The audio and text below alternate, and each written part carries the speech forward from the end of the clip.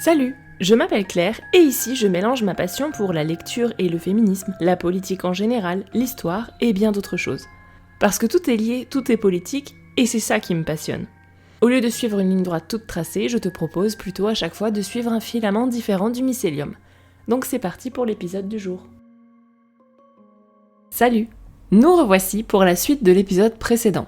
Un épisode que j'ai coupé en deux pour éviter la saturation.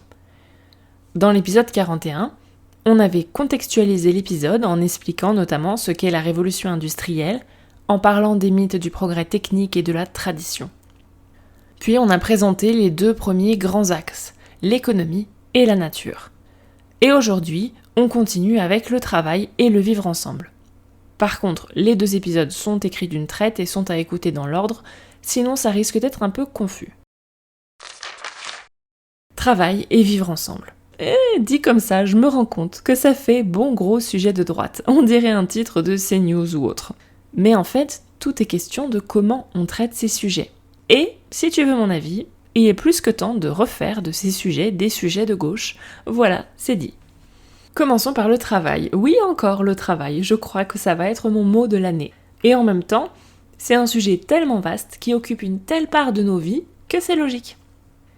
Et c'est pas parce que j'y ai consacré déjà un épisode entier, le 12, que j'ai pas des nouveaux trucs à dire. Donc au travail aussi, on est de plus en plus standardisé, de plus en plus interchangeable, et de plus en plus médiocre comme on le voyait dans l'épisode précédent. Et maintenant, avec l'intelligence artificielle, on veut même plus recruter les jeunes qui manquent d'expérience. Quand est-ce qu'ils et elles sont censés acquérir cette expérience ? On se voit. Une chose est sûre, les spécialistes, les expertes, c'est chiant. C'est chiant parce que c'est beaucoup moins facilement interchangeable. Et ça non plus, ça date pas d'hier. Donc commençons par parler de notre rapport au travail. On a donc une révolution technologique, mais absolument pas une révolution sociale. Et on reste coincé dans cette relation d'infantilisation patron-salarié. On le rappelle, la racine de patron, c'est pater, le père. Le patron à la base, c'est un protecteur, un défenseur, et gna gna gna. Dans cette relation, on ne décide ni de son temps, ni de ce qu'on va faire de notre travail, fais ce qu'on te dit et mange ta soupe. Et on continue de diviser de plus en plus les métiers en tâches sans valoriser l'expertise. Et ça n'a pas toujours été comme ça. Rappelle-toi quand on parlait du féodalisme. À l'époque féodale, on était beaucoup plus libre de comment on allait réaliser son métier. Il y avait des niveaux aussi. Tu commençais apprenti puis compagnon et si possible, tu pouvais finir maître. Aujourd'hui, il n'y a plus de maîtres, ils ont été remplacés par les patrons. Mais le patron, il n'a pas forcément la maîtrise du corps de métier. À cette époque, donc l'époque féodale, on a défini le travail comme étant un acte de production. Le but du travail, c'est produire des choses, que ce soit une miche de pain, une tasse de café ou un hélicoptère, peu importe. Logique, hein ? Sauf que c'est pas anodin, mais ça oublie 2-3 trucs, cette définition. Elle invisibilise complètement tout le travail de soins, d'entretien, de service, de rangement, tout ce qui ne produit pas un objet qu'on peut tenir dans la main, mais qui est pourtant le fondement de la vie même. Une définition qui, évidemment, participe beaucoup à invisibiliser le travail traditionnellement attribué aux femmes. Et un travail qui est plus important en volume, en quantité, que la fabrication pure et dure. David Graeber donne l'exemple d'une tasse. Tu vas la produire une fois, et sauf si tes chats aiment ranger les dessus de table, tu vas la laver, la sécher, la ranger 1000 fois, 10 000 fois, etc. Pour vraiment casser cet état d'esprit, David Graeber propose même carrément de considérer l'intégralité du travail comme des tâches de soins et d'entretien. D'oublier cette histoire de production de choses. Il donnait l'exemple d'un pont. Un pont, c'est un objet, techniquement, tu peux le toucher. Mais on ne construit pas vraiment un pont pour construire un pont. Le but du travail pont n'est pas de produire le pont, l'objet pont, c'est le service, permettre aux autres de traverser. Et figure-toi que j'ai trouvé un pont qui illustre très bien cette idée. C'est le pont de Choluteca. Un pont super, bien construit, solide. Tellement solide qu'il a résisté à l'ouragan Mitch, le 2e plus meurtrier jamais enregistré. Donc une production, un objet parfait. Sauf que l'ouragan, le même, a détourné la rivière qui passait en dessous du pont. Donc le pont ne sert plus à rien parce que plus personne ne l'utilise. L'objet pont a beau être parfait, il ne remplit plus sa dimension de service aider à traverser sans se mouiller les pieds. Camille le boulanger ne dit pas autre chose dans Utopia, où ses personnages ont une devise « L'amour, c'est du travail, et le travail, c'est de l'amour ». J'aime beaucoup personnellement. Et donc cette définition, qui réduit le travail à sa dimension de production et très masculine, qui date donc de l'époque féodale, on l'a gardée à la révolution industrielle, et on la conserve toujours aujourd'hui. Conséquence, quand on pense ouvrier, on pense surtout ouvrier d'usine, chaîne d'assemblage, pas vraiment femme de ménage, chauffeur de taxi, cuisinière, cheminot ou jardinier. Oui, je sais, les exemples sont genrés, mais c'est fait exprès. Et donc, ça fait qu'on va se trouver des différences plutôt que des points communs.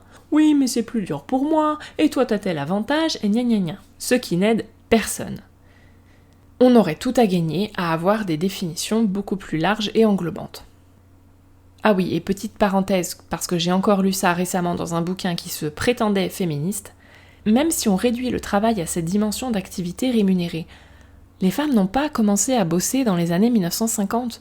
Ouvrières, domestiques, sans oublier les esclaves, les femmes les plus modestes ont toujours bossé, y compris pendant la révolution industrielle et même avant bien sûr, même si elles étaient invisibilisées, notamment par les penseurs et historiens qui s'intéressent surtout aux hommes, et qu'on leur fichait une mauvaise réputation pour le fait qu'elles travaillaient.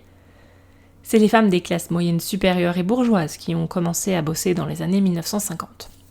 Donc voilà, on n'a pas une révolution actuelle avec les femmes qui se mettent à envahir le marché du travail. Ces histoires de boucles qui se répètent, on les retrouve aussi en termes de droit du travail. On parlait du ludisme en début d'épisode précédent, donc ces mouvements de briseurs de machines qui avaient entre autres peur d'être remplacés par ces machines. Bon, je vais pas refaire le film sur l'IA, mais ça non plus, ça change pas. Par contre, je voudrais rajouter un détail à cette histoire. Enfin, détail. Un pan de l'histoire que bizarrement on raconte beaucoup moins souvent. Ces machines qui viennent remplacer les ouvriers. C'est pas uniquement par intérêt économique, même s'il y en a un aussi. Et c'est pas parce que c'est la marche du progrès, gna gna gna. Dans une conférence, François Jarige nous explique que l'introduction de ces machines de production, donc pour le ludisme, en Grande-Bretagne, elle coïncidait avec une crise politique et sociale, notamment une guerre avec la France, un mouvement ouvrier, et donc un des premiers groupes qui était remplacé par ces machines, et donc un des premiers groupes à casser ces outils et protester, c'était les tondeurs de draps. Un groupe d'ouvriers qui était bien payés, mais très revendicateurs. Et donc, en mécanisant leur boulot, on ne se contente pas de rogner sur la main-d'œuvre et de réduire les salaires.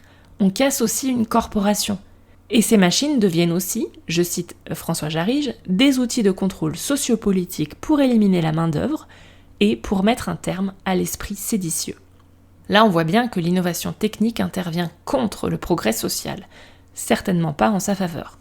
On l'a déjà dit, on a une révolution technologique, mais absolument pas une révolution sociale parce qu'on reste coincé dans cette relation d'infantilisation patron-salarié. Pas clair cette histoire d'infantilisation ? Je vais en remettre une couche. Donc si on reprend notre boucle révolution industrielle, révolution numérique, on avait le début, capitalisme à outrance, etc. Puis au milieu de la boucle, l'apparition d'un système de sécurité sociale qui est, on le rappelle, pas l'émanation de la générosité de patrons capitalistes touchés par la grâce divine, mais un conquis social de gauche, suite à la Seconde Guerre mondiale entre autres. Ça fait qu'on a tout le droit du travail, la protection contre le licenciement abusif, les congés payés, les retraites, tous les minima sociaux et tout ça. Et toutes ces réformes, elles sont venues contrer le capitalisme débridé et mortifère. Youpi! On est sorti du cercle vicieux! Sauf qu'actuellement, qu'est-ce qu'on a ? De l'antisyndicalisme, en veux-tu, en voilà, l'effondrement de ce système de protection avec des discours sur la peur de la dette, mais c'est pas comme ça que ça marche. Les discours libéraux pétés qui te font croire que tes cotisations sociales c'est pris sur ton salaire, donc autant te les sucrer, alors que ça fait partie de ton salaire, ce qui fait que les gens consentent volontairement à une réduction de leur salaire. Tout ça, ça fait qu'on se rapproche de plus en plus du capitalisme plus dérégulé sauce états-unienne, où il faudra compter sur la générosité des entreprises pour fournir des bonnes mutuelles. Et quand les bonnes mutuelles, ou même une bonne assurance maladie en général, ou n'importe quel avantage social, ça marche aussi, quand c'est pas la norme pour tout le monde, mais un privilège pour quelques-uns, eh bien plutôt qu'un cadeau généreux issu d'une entreprise qui se dit progressiste, ça devient un outil de contrôle, parce que tu vas bien fermer ta gueule pour pas perdre cet avantage. Tu peux pas te permettre de perdre ta mutuelle et ça se comprend. Au 19e siècle, on parlait de capitalisme paternaliste. Merci patron. Un père pour ses employés, vraiment. Notre entreprise, une grande famille, au sein de laquelle tu es l'enfant. Toujours dans cette idée de boucle, on va utiliser des populations immigrées pour casser le droit du travail. Alors, les pays d'origine changent un peu. Maintenant, c'est plus trop l'Irlande ou l'Italie, mais le principe reste le même. Et ces populations vont être agitées comme un éventail pour faire peur. Ils vont vous prendre votre femme et votre boulot. Alors qu'en fait, pour reprendre une expression saut 19e, c'est le canari dans la mine. Leurs conditions de travail dégradées, si on ne protège pas ces groupes plus fragiles, ça devient ensuite les conditions de tout le monde. Et l'autre axe pour casser le droit du travail, c'est le freelancing, dont on va parler très vite. Un autre écho de la révolution industrielle, c'est un nouveau découpage du temps et de l'espace. L'un des gros changements qui s'est opéré lors de la révolution industrielle, et qui nous paraît tout à fait normal aujourd'hui, c'est la séparation de la vie professionnelle et de la vie privée. C'est-à-dire qu'on ne travaille plus chez soi, on travaille à l'usine, dans les bureaux ensuite. Ce qui a plein de conséquences, que ce soit sur les conditions de vie des femmes, l'urbanisme, dont on reparlera sans doute plus tard dans un autre épisode. C'est pas anodin si les bureaux sont loin des maisons, si les crèches ne sont pas à côté des bureaux, etc., etc. C'est pas accidentel si l'espace est découpé comme il est. Et tu vas peut-être me dire, mais moi je suis pas travailleuse, je suis freelance, je suis mon propre patron. Et je te dirai que je te comprends, moi aussi au début j'ai gobé la même histoire. Tu me diras aussi peut-être qu'on observe un retour au télétravail depuis le Covid, donc on sort de ce cycle, non ? Non. Il y a une différence entre travailler chez soi parce qu'on a son commerce, son atelier d'artisanat, sa ferme et tout ça. Ce qui peut être le cas d'une minorité, mais c'est pas le modèle le plus répandu aujourd'hui, contrairement à avant la révolution industrielle. C'est pas pareil que de travailler chez soi pour un patron, ou quand on est freelance, un emboîtement de 36 couches d'intermédiaires qui font que tu sais plus très bien qui est ton patron, mais t'inquiète, ça l'empêche pas de s'en mettre plein les fouilles à la fin. En étant payé à la pièce comme à l'usine, ou de bosser pour une appli ou plusieurs, ce qui revient au même à la fin. Il y aura toujours un patron pour s'en mettre plein les fouilles, et ce sera pas toi. T'auras beau être freelance, si t'es coincé dans une relation dans laquelle tu dois faire ce qu'on te dit, idéalement vite et médiocrement pour pas cher, que tu peux pas trop te permettre de refuser des missions, comme c'est le cas pour la majorité des freelances, t'es toujours dans une relation salarié-patron en fait, le droit du travail en moins. Pour montrer comment c'est pas si différent du 19e siècle, je te conseille un épisode de l'émission Corporate sur Blast, qui, pour expliquer le fonctionnement des plateformes, fait le parallèle avec les canuts et les freelances. Les canuts, c'était des tisserands lyonnais du 19e siècle, des auto-entrepreneurs de la Croix-Rousse, pour citer Bolchevique, qui possédaient leur métier à tisser chez eux et travaillaient sur commande et avaient des conditions de travail très dures. Les canuts sont célèbres pour leur révolte puisqu'ils se sont unis pour améliorer collectivement leurs conditions de travail. Donc voilà, on boucle encore une boucle et on trouve quelques leçons intéressantes à en tirer. Tu as peut-être entendu cette expression « on n'est pas aux pièces ». C'est le signe d'un gain social en fait cette expression. Ça veut dire que la rémunération ne dépend pas du nombre de pièces, que ce soit des allumettes, des mots à traduire ou des livraisons de repas, qu'on est capable de produire dans une journée, ce qui est un signe de précarité. Et d'ailleurs, on y revient à ce paiement à la tâche, notamment avec le freelancing et la plateformisation. Et comme on le dit régulièrement ici, on s'en fout d'avoir des révolutions comme l'intelligence artificielle si on modifie pas notre rapport au travail. Ça crée beaucoup plus de problèmes que ça en résout.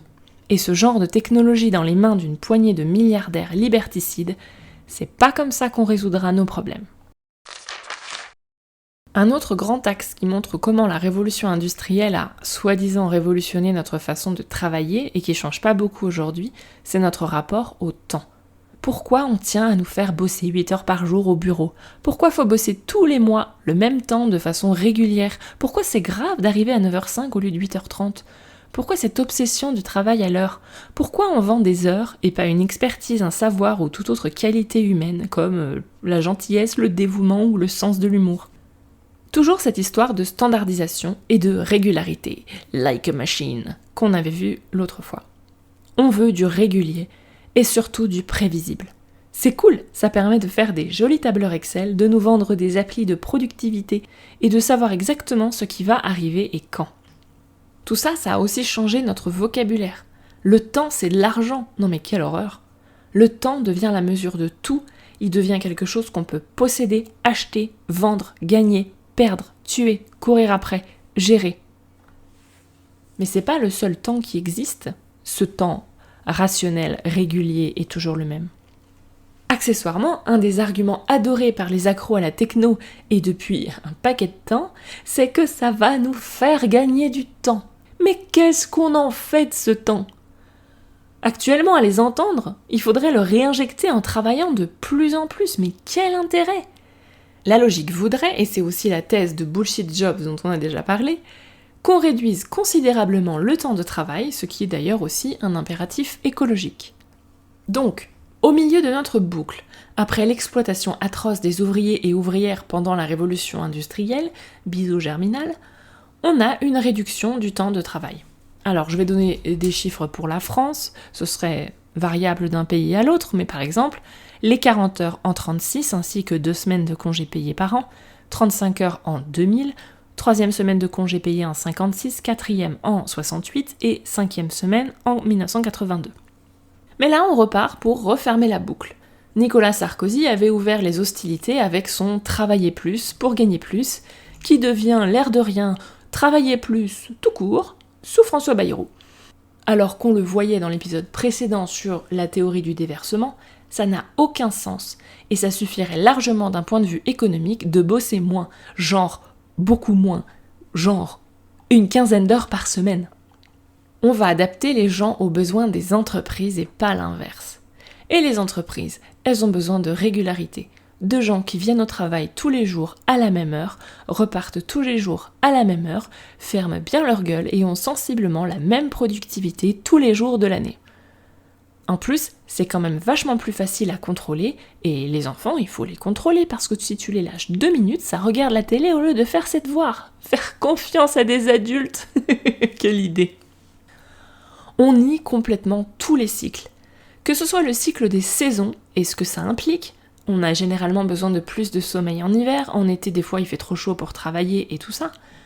On oublie complètement le cycle menstruel, qui fait qu'on va avoir des périodes dans le mois où on va être beaucoup plus efficace et d'autres où on va avoir besoin, là encore, de beaucoup plus de repos.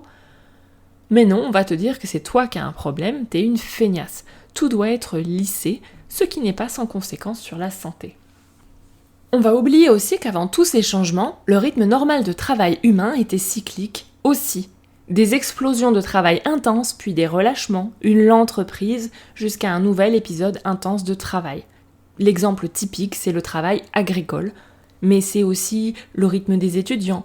Tu vas bûcher à fond pour l'examen et après tu vas te reposer. Ça marche quand on fait du pain, on pétrit, puis après on attend que ça pousse. Quand on construit une maison, il y a des temps de travail et des temps de pause, de séchage et tout ça.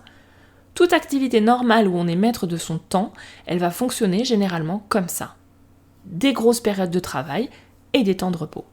Accessoirement, au Moyen-Âge, les gens travaillaient sur l'année beaucoup moins que nous aujourd'hui. Même les serfs, oui. Oui, le boulot était physiquement exigeant, bien sûr. Et oui, il y avait des périodes d'intense activité, notamment au moment des moissons. C'est vrai. Mais il y avait aussi énormément de jours fériés. Coucou notre Premier ministre fraîchement débarqué. Il y avait beaucoup de jours où le temps de travail était assez réduit, de pauses, etc. Je te mets un carrousel du compte actuel Moyen-Âge qui détaille le calcul si ça t'intéresse. Et donc ce nouveau rapport au temps, il se faufile partout. Cette organisation rigide, elle va pénaliser les gens très matinaux ou au contraire les gens pas du tout du matin. Des gens qu'on va forcer à bosser à des moments où ils et elles ne seront pas efficaces, c'est ridicule. Sauf si on reste cet objectif de standardisation, de service des machines. Ça pénalise les profils atypiques aussi. Je vais donner mon exemple, mais on en trouverait plein d'autres. Par exemple, je peux être très efficace, très productive. Je vais faire en 1 heure ce que la majorité des gens feront en 3, comme ça, en claquant des doigts. Et non, contrairement à ce que me reprochait une de mes profs de collège un peu trop obsédée par le temps consacré à chaque tâche plutôt qu'au résultat, c'est jamais du travail bâclé, c'est du bon travail. Par contre, je suis bonne à quelque chose à ce rythme, 3 heures par jour max. Le reste du temps, je suis quand même vachement beaucoup dans la lune, je rêvasse, je réfléchis, je tiens pas sur ma chaise. Le salariat, pour moi, c'est l'enfer, c'est inconcevable. Me forcer à être efficace régulièrement 8 heures par jour, même à un rythme moins soutenu, je tiens pas 3 mois avant de péter un câble. Rester concentré longtemps sur un truc, j'y arrive pas. Bon, est-ce que le but, c'est de me forcer à rentrer dans ce moule des 8 heures, ou de me faire confiance en me payant l'équivalent de 8 heures tout en sachant que je bosserai 3 heures et que ça reviendra au même? Qu'est-ce qui serait le plus logique? Et puisque je reparlais de ma prof de collège, un petit mot sur l'école pour finir. Et je parle ici bien de l'école publique classique pour tout le monde, encore une belle invention de la révolution industrielle qui nous conditionne. Évidemment, je suis pas en train de dire qu'il faut supprimer les écoles, on commence à se connaître. L'apprentissage, c'est une de mes valeurs fondamentales. Par contre, comment l'école est fichue aujourd'hui, ça, c'est bidon. Sauf si on reste sur cet objectif de standardisation. Habituer les enfants à se lever toujours à la même heure, à rester fichés le cul sur une chaise 8 heures par jour alors qu'ils ont évidemment envie de bouger. L'apprentissage insidieux de l'école telle qu'on la connaît, c'est d'apprendre aux enfants à se conformer à un système qui ne va vraiment pas de soi. Et si tu te demandes, non mais attends, la fille elle veut pas être payée à l'heure parce que ça va pas, mais elle veut pas être payée à la pièce non plus, faudrait savoir. C'est là que l'idée de salaire à vie prend, une fois encore, tout son sens. Quand ta survie ne dépend pas du nombre de pièces que tu peux produire ou du nombre d'heures que tu peux fournir sans te flinguer la santé, mais que tu puisses moduler ton travail en fonction de la saison, de ton cycle, de ton état de santé, des différentes périodes de ta vie. Ce serait beaucoup plus humain comme système. Donc maintenant qu'on a vu tout le rapport au travail, au temps, etc., on va parler de ce que j'ai appelé le vivre ensemble. Parce que tous ces changements technologiques ont aussi un impact social. Et qu'on soit bien d'accord, avoir un impact social ne veut pas dire un progrès social. D'ailleurs, pour avoir un progrès social digne de ce nom, il faut généralement lutter contre l'impact social des techniques. Je sais pas si c'était clair. Bref, on va commencer par la famille. Ah, la famille, c'est sacré. Papa, maman et les enfants. Papa qui part au boulot toute la journée pendant que maman s'occupe des enfants. Fille de tout ce féminisme, ce mode d'organisation est bien plus pratique, efficace, naturel, ancestral. Non, toujours pas, hein. Ce modèle, qu'on appelle la famille nucléaire, c'est assez récent, ça remonte... Est-ce que j'ai vraiment besoin de répéter au bout d'1 heure d'épisodes cumulés? Le problème de la famille nucléaire, c'est une cellule trop petite de gens trop proches qui dépendent trop exclusivement les uns des autres. Ce qui fait que les tensions peuvent vite prendre une tournure dramatique, on ne peut pas facilement échapper aux autres membres de la famille, on se retrouve vite coincé. Ce n'est clairement pas le modèle d'organisation optimal. Un proverbe assez connu dit même « il faut un village pour élever un enfant ». Et ce village, je veux dire par là les communs, la communauté, le groupe, c'est un truc qu'on a perdu avec la révolution industrielle. En partie avec la séparation des sphères professionnelles et personnelles dont on a parlé avec le travail. Alors qu'avant, tout était mélangé et les cellules familiales ou communautaires étaient beaucoup plus grandes. Ce qui n'avait certes pas que des avantages, j'imagine, mais inspirons-nous du meilleur sans garder le pire, c'est tout l'intérêt de la réflexion. Le capitalisme a besoin de familles nucléaires pour que tout le monde soit stressé et épuisé en permanence. C'est pas un bug, c'est une caractéristique fondamentale. C'est un défi énorme d'élever une famille à 2, voire toute seule. Ce schéma maintient les femmes dans un rôle domestique, même quand elles travaillent en dehors de la maison. C'est aussi pour ça que toutes les autres formes de famille sont rejetées. Pas parce que c'est contre nature ou je sais pas quoi, mais parce que ça menace le capitalisme en répartissant mieux les rôles. Si on en croit le capitalisme, la famille nucléaire est censée être ta seule source de soutien émotionnel. La famille nucléaire doit trouver des solutions à ses problèmes en interne, ce qui lui prend tout son temps, surtout le temps des femmes, au lieu de s'appuyer sur la communauté. C'est épuisant, ça anesthésie, et celles qui ne jouent pas le jeu, les child-free, donc celles qui n'ont pas d'enfants par choix, par exemple, elles font peur. On dénonce, à juste titre attention, la mauvaise répartition des tâches domestiques dans les foyers hétéros, certes. Mais, faut pas se leurrer, Une répartition équitable dans le couple ne suffirait pas à soulager tout le monde quand il faut enchaîner des journées de travail de 7-8 heures en plus. Et ça fait belle lurette qu'un salaire pour deux, ça suffit plus. Dans ce modèle, les femmes ont un choix merdique. Soit ne pas bosser, donc dépendre financièrement du conjoint quand on en a un et être vulnérable sans parler de la galère de vivre sur un seul salaire, ou alors bosser et donc faire double journée, vu que la juste répartition des tâches, c'est encore un mythe, et elles seront complètement stressées et épuisées. Une des raisons pour lesquelles certaines femmes ne veulent pas d'enfants, pas toutes, c'est justement cette pression énorme de devenir seule responsable d'un autre être humain et devoir se perdre dans ce rôle. Il faut un village. On pourrait alléger la pression en répartissant mieux les tâches d'éducation, de soins, de garde et tout, non pas au sein du couple, mais entre un plus grand nombre de gens. On parle alors d'alloparentalité. C'est là que je reviens à la place des child-free dans cet autre modèle. Dans un modèle plus sain, celles qui le veulent pourraient être un soutien. Par exemple, le cliché de la tante un peu fantasque que tous les enfants adorent et qui, perso, m'anime beaucoup plus que celui de mère. Dans le modèle actuel, par contre, les child-free sont accusés de vouloir compenser en prenant l'enfant des autres quand on n'en a pas soi-même. Et tu vois, tu ferais une bonne mère dès qu'on s'occupe d'un enfant. Si on n'est pas accusé de haïr les enfants, ce qui est, c'est connu, contre nature. Étant moi-même belle-mère et child-free, je te raconte pas le cumul des procès d'intention auxquels j'ai droit. Et c'est toujours drôle de voir la perplexité sur les visages de ceux qui se rendent compte que mais en fait, elle est super à l'aise avec les enfants. Does not compute. Alors qu'en fait, c'est logique. Donc oui, on l'avait dit dans l'épisode 25, les formes de vie qui sortent du cadre défini par la société, et donc ici on parle depuis la révolution industrielle, sont bien une menace pour notre civilisation actuelle. Et c'est pas grave. Si on réorganisait la façon dont on s'occupe des enfants, dont on vit, dont on cohabite, de manière plus générale, on serait moins stressé, on aurait plus de temps à soi, ça coûterait probablement moins cher et on aurait plus de temps et d'énergie pour autre chose. Ce qui nous amène à l'individualisme et à la disparition des communs. Cet individualisme, on l'a vu aussi au niveau du travail, ça passe par l'éclatement des structures de travail collectives, la disparition des guildes, des syndicats et tout ça. Mais ça va beaucoup plus loin que ça. Les communs, c'était aussi des terres cultivées en commun pour sa subsistance. On parlait notamment d'enclosures au Royaume-Uni. On avait une abondance de fêtes, de carnavals, fêtes de village, rituels religieux ou laïques, tout était prétexte à célébration, et on avait du temps, vu qu'on bossait moins. Jusqu'à l'avènement du capitalisme puritain, pour ne pas dire rabat-joie, qui préfigure l'arrivée de la révolution industrielle.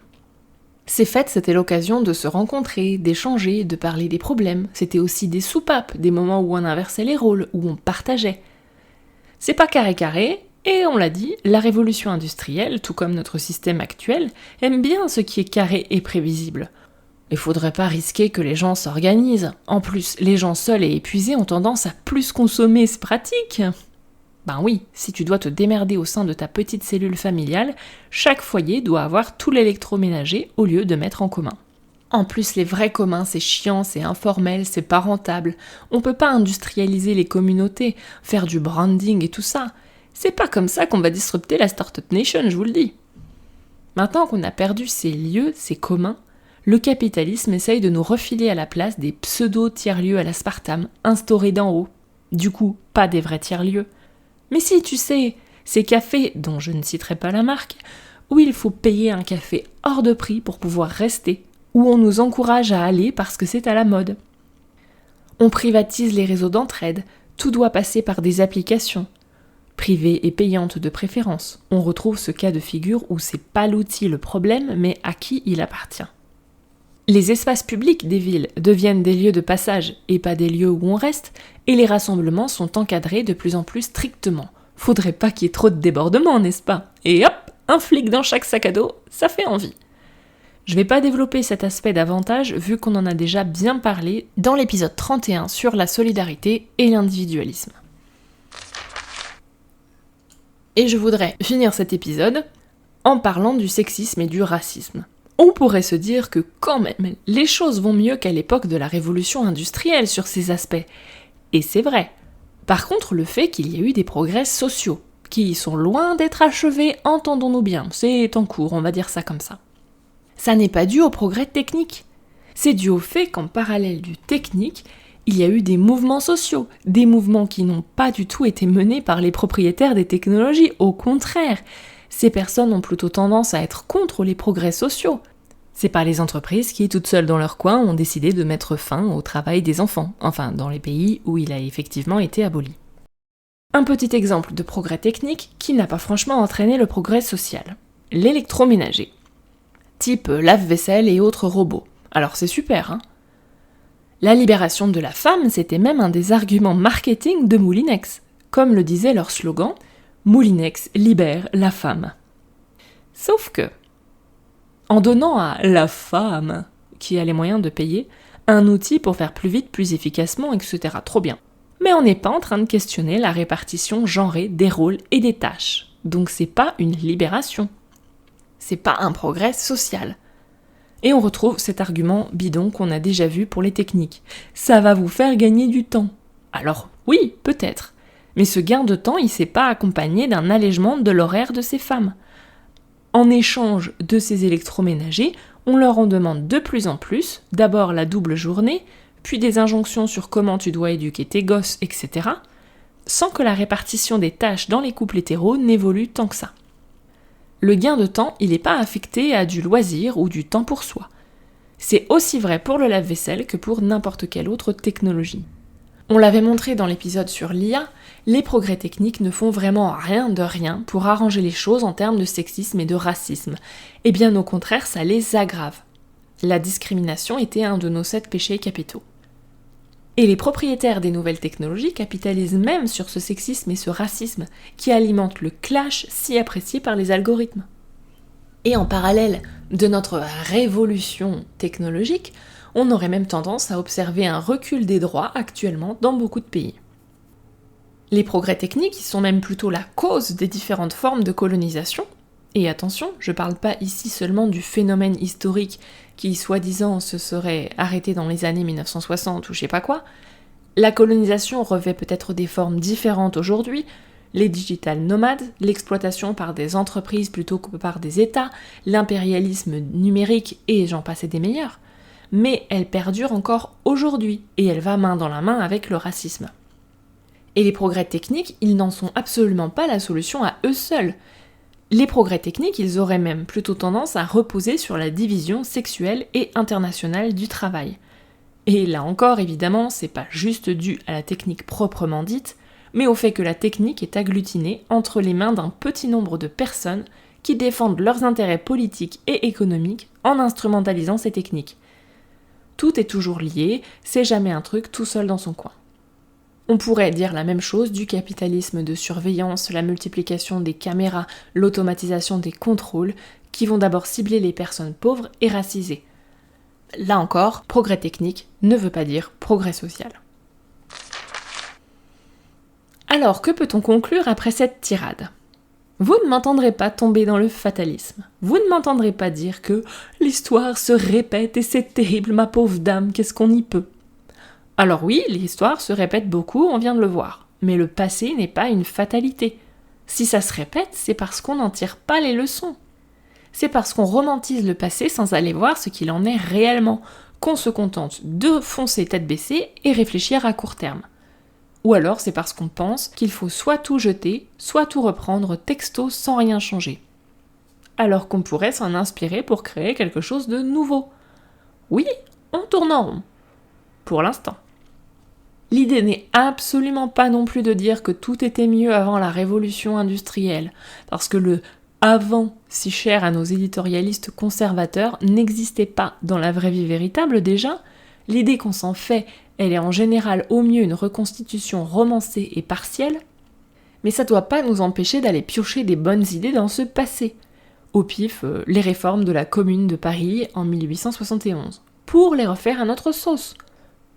Par exemple, on pourrait reprendre les systèmes des guildes sans le sexisme. J'avoue, il y a aussi un argument en faveur du progrès technique que j'ai soigneusement évité, c'est celui de l'amélioration du confort. Et c'est vrai, qu'on a des vies plus confortables. Oui, mais Je suis qu'à moitié d'accord avec cette idée, donc j'ai décidé de me la garder pour un autre épisode. Il ne s'agit pas non plus de prétendre qu'il n'y a eu aucun progrès social depuis. Bien sûr que non. Mais déjà, beaucoup reste à faire, et surtout, ce progrès social n'est pas apporté par la technique elle-même, et encore moins par les propriétaires des outils techniques.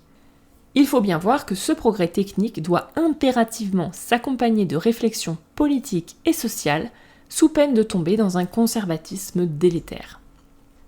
Le progrès technique et scientifique doit être encadré par des politiques environnementales, sociales, etc. Aussi, il faut bien voir que ce progrès social, il n'est pas linéaire ou binaire.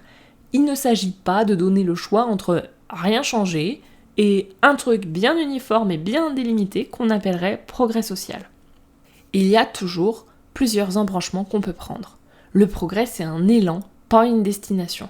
Et il n'y a jamais une bonne réponse objective. Tout ça, ce sont des choix politiques et sociaux. Par exemple, le féminisme. Est-ce qu'on continue de suivre le féminisme blanc, bourgeois qui abonde en ce moment ? Ou est-ce qu'on choisit une autre branche ? Un féminisme beaucoup plus pluriel, intersectionnel et inclusif. En fonction du choix qu'on fait, on n'aura pas le même résultat. Puis de toute façon, on ne pourrait pas revenir complètement en arrière. Les innovations technologiques, qu'on le veuille ou non, elles modifient aussi en profondeur les structures sociales. Donc la question n'a aucun intérêt. Tout est lié, on le dit souvent ici. La démarche est bien d'aller de l'avant, mais sans tomber dans le technosolutionnisme, l'évolutionnisme ou le fatalisme. L'idée de cet épisode, c'était donc bien plutôt de faire un pas de recul pour voir que ce qui nous paraît éternel et figé est en fait assez récent et seulement un choix parmi d'autres. Et aussi à l'inverse, que certaines prétendues nouveautés ne sont que des vieux recyclages. Je me suis concentrée sur les aspects technologiques et l'impact de la technique. Mais on aurait pu continuer ce petit jeu longtemps. Par exemple, la valse des gouvernements actuels en France fleure bon la Troisième République. Et le 19e siècle, c'est aussi un siècle riche en révolutions et autres révoltes populaires. Et la République n'est pas toujours du bon côté de l'histoire sur ces aspects-là. Je pense notamment à la Commune. Quand on se renseigne, on sait à quoi s'attendre de nos gouvernements et de leur soi-disant modération. On retrouve cette idée de boucle, de retour en arrière, dont on reparlera certainement un jour. Et en attendant, je te dis à la prochaine fois. M'ont inspiré pour ce double épisode. La Commune de Louise Michel, Bullshit Jobs de David Graeber, L'invention de la tradition, un ouvrage collectif sous la direction d'Eric Hobsbawm et Terence Ranger, les conférences de François Jarige sur le mythe du progrès, Révèle obscur, femmes, magie et politique de Starhawk, Femme invisible, comment le manque de données sur les femmes dessine un monde fait pour les hommes de Caroline Criado-Pérez, L'écologie des autres, l'anthropologie et la question de la nature de Philippe Descola, et les romans Richesse oblige d'Anne-Laure Kerr et Utopia de Camille Le Boulanger. Voilà pour le filament du jour. Si tu as des questions, des suggestions ou envie de papoter, on peut discuter sur Instagram ou par email. Tu peux soutenir le podcast sur Tipeee, ce qui m'aidera à couvrir mes coûts, oui, acheter des livres, mais aussi des croquettes pour mes 5 chats. Et sinon, tu peux lui mettre 5 étoiles pour aider d'autres à le découvrir. Merci beaucoup!